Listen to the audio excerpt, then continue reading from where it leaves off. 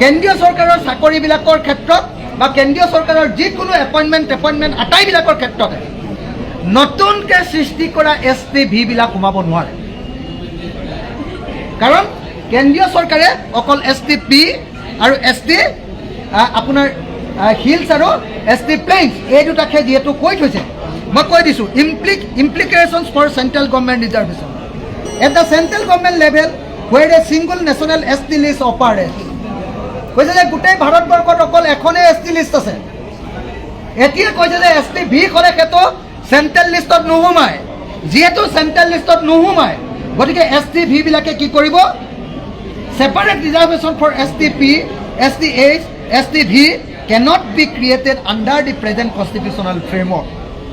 The group of ministers could not identify a viable mechanism to bifurcate reservation for central government employment or central educational institution.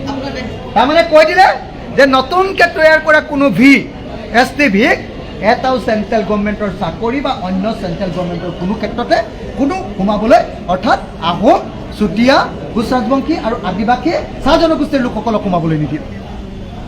Under current practice, ST hills and active plains, candidates from Assam already compete as a single ST category in central institutions.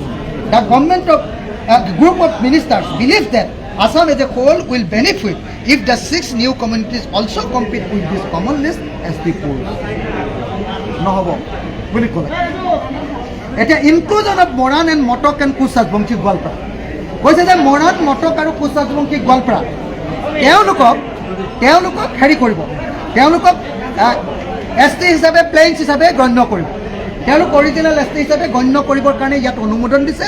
কিন্তু অনুমোদন দিব পাৰে, সেই অনুমোদনটো কেন্দ্ৰীয় চৰকাৰে পঠিয়াব আৰু কেন্দ্ৰীয় চৰকাৰে যদি পাছ কৰে তেতিয়াহ'লে হ'ব, যদি পাছ নকৰে তেতিয়াহ'লে নহয়।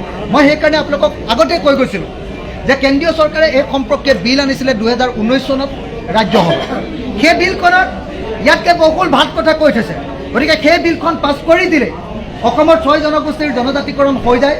কিন্তু আমাৰ বিজেপি চৰকাৰখনে, হিমন্ত বিশ্ব শৰ্মা চৰকাৰখনে যি নৰেন্দ্ৰ মোদীয়ে 6 মাহৰ ভিতৰত 6 জনগোষ্ঠীক জনজাতিকৰণ কৰিম বুলি কৈছিলে, আজি এই ৰিপৰ্টৰ জৰিয়তে আকৌ এবাৰ প্ৰমাণ কৰি দিলে যে 6 জনগোষ্ঠীক জনজাতিকৰণ কৰিবলৈ নহয়, 2026 চনত 6 জনগোষ্ঠীক টুপি পিন্ধাই, 6 জনগোষ্ঠীক জাপি পিন্ধাই মিছা কথা কৈ, ভুৱা STৰ কথা কৈ তেওঁ নিৰ্বাচনত ভোট ল'বৰ কাৰণে কেৱল এই ৰিপৰ্ট দিছে।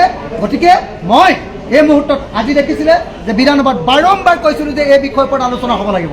চব পলাইছে, বিজেপিবিলাক চব পলাইছে, অধ্যক্ষই মানি নল'লে, চব পলাইছে।